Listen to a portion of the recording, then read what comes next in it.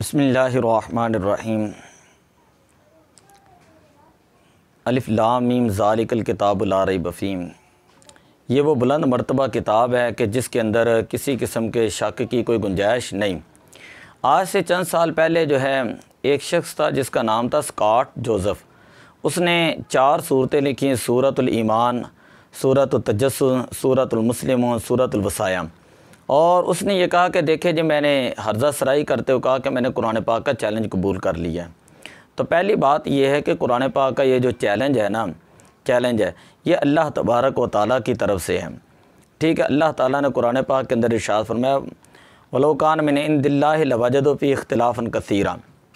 अगर कुरान करीम जो है वो अल्लाह के अलावा किसी का कलाम होता तो इसके अंदर वो बहुत ज़्यादा जो है वो इख्तिलाफ पाते हैं। दूसरी बात यह कि जिस वक्त कुरान पाक नाजिल हो रहा था उस वक्त जब चैलेंज था तो बड़े बड़े फुसहा, बड़े बड़े बुलागात हैं, वो कुरान पाक का चैलेंज कबूल ना कर सके तो ये लोग कैसे कबूल कर सकते हैं। तीसरी बात यह है कि कुरान करीम का जो चैलेंज कबूल करने वाले हैं वो इससे पहले भी जो है इस्लाम को नुकसान नहीं पहुंचा सके, ना कुरान को, ना ही अब पहुंचा सकते हैं, ना ही कभी क़यामत तक पहुंचा सकेंगे। क्योंकि अल्लाह ताला ने कुरान पाक के अंदर इरशाद फरमाया, इन्ना नहनु नज़्ज़लना ज़िक्रा व इन्ना लहु लहाफ़िज़ून। बेशक हमने कुरान को नाज़िल किया और बेशक हम ही कुरान पाक की हिफाजत करने वाले हैं। और चौथी बात यह है कि कुरान पाक की हर सूरत जो है फ़साहत और बलागत के आला दर्जे पर फ़ायदे हैं। कुरान पाक के अंदर माजी और मुस्तकबिल से मुताल्लिक़ उमूर गैबिया की सच्ची ख़बरें दी गई हैं। और ये जो चैलेंज लेकर आते हैं, ये जिसने ये चारों सूरतें बनाई, तो ये सूरतें इमराउल कैस के और इसी तरह दीवान हमासा, मुतनबी, मकामात हरीरी, इसके अंदर जो इबारतें हैं ये तो उनके मुकाबले में भी नहीं आ सकती, चाहे जाए कि ये अल्लाह ताला का चैलेंज कबूल करें। मतलब सूरतुल ईमान के अंदर हज़रत ईसा अलैहिस्सलाम के बारे में एक आयत में कहता है कि अंत हुआ इब्नुल्लाह हक़्क़न, आ माज़ल्ला नकल कुफ़र नबाशत, अल्लाह ताला के सच्चे बेटे हैं। और एक जगह पर जाकर कहता है कि अल्लाह इससे पाक है कि वो अपना बेटा बनाए।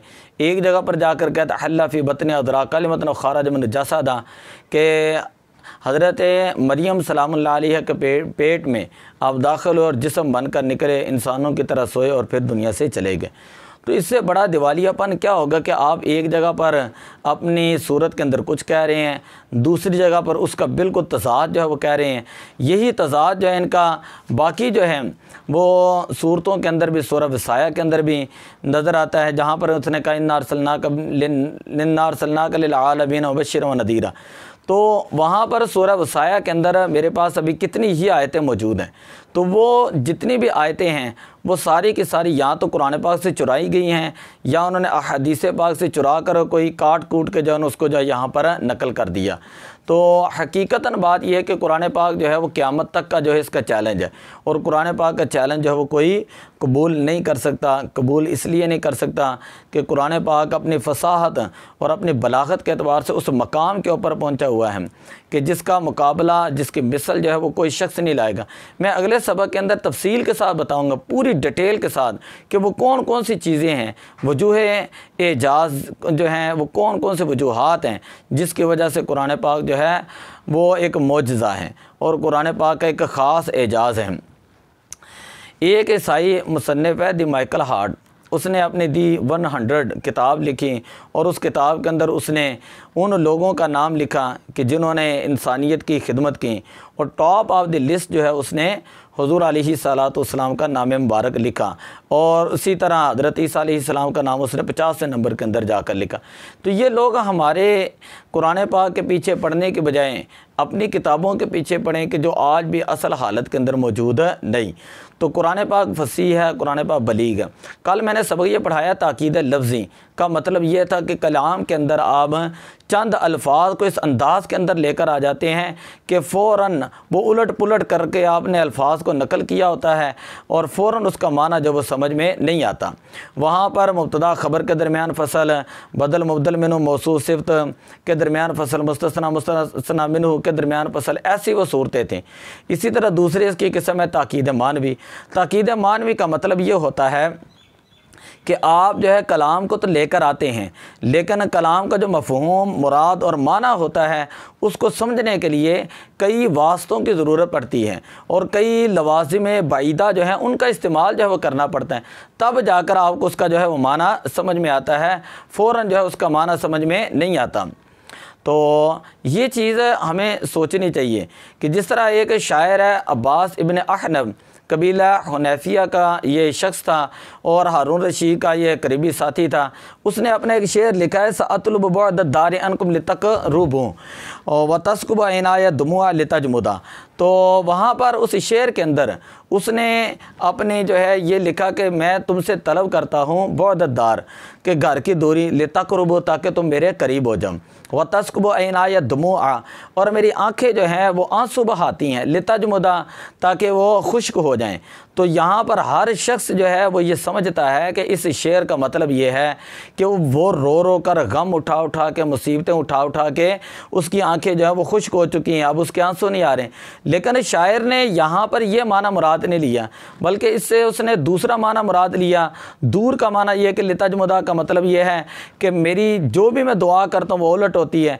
अगर मैं विसाल चाहता हूँ तो मुझे दूर जाना पड़ जाता है, लिहाजा उसने अपनी दुआ के अंदर जो है वो उलट जो है वो मामला किया। कहा सअतलुब बुअद दारि अनकुम, मैं तुमसे जो है वो घर की दूरी तलब करता हूँ, लितक़रुबू ताकि तुम जो है वो मेरे करीब हो जाओ, और व तस्कुब इनाया दुमुआ लितजमुदा और मेरी आंखें जो हैं उन्होंने आंसू बहाना जो है छोड़ दिए हैं अब ताकि लितजमुदा वो जम जाए। अब इसके अंदर वो ये करीबी माना जो है वो मुराद नहीं ले रहा, बल्कि मजाजी माना और बाइदी माना मुराद ले रहा है कि अब मैंने तकलीफ़ें उठा उठा के, मुसीबतें उठा उठा के रोने के बाद जो है मैं इतनी परेशानियों के बाद इस मकाम के ऊपर पहुंचा हूँ कि लितजमुदा मेरी आंखें खुश्क हो गई हैं और वो खुशी को देख रही हैं, और लितजमुदा से वो खुश्क यानी खुशी जो है वो मुराद ले रहा है। तो करीबी माना गम वाला माना छोड़कर उसने दूर वाला माना, खुशी वाला माना जो है वो इससे मुराद लिया। तो इसे कहा जाता है ताकीदे मानवी।